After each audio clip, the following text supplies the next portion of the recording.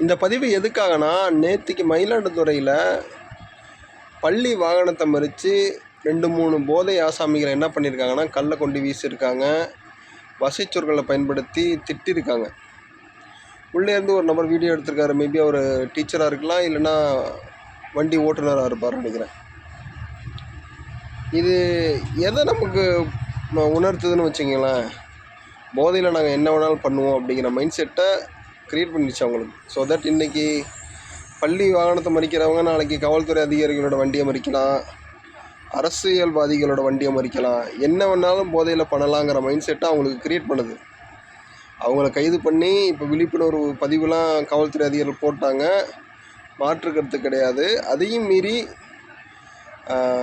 அரசாங்கங்கள் இந்த மதுவின் மீதான கொள்கையில் கொஞ்சம் மாற்றத்தை கொண்டு வந்தால் மட்டும்தான் எதிர்கால சந்ததியினர் கொஞ்சம் ஒழுக்கமான வழியில் நடக்கிறதுக்கு வழிவகை செய்யும்.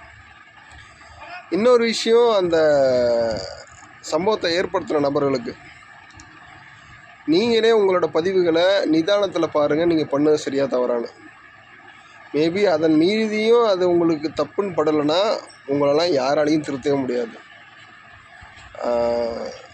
ஏன் எனக்கு என்ன ஒரு சந்தேகம்னா, இந்த போதையில் இருக்கிறவங்க யாரும் நேராக போய் ஓடிட்டுருக்க ட்ரெயின்லேயோ விழுகிறது கிடையாது.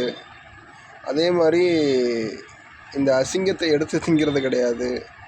அதே போல் ஒரு பலம் வாய்ந்த நபர்களோட போயிட்டு வம்பிழுக்கிறது கிடையாது.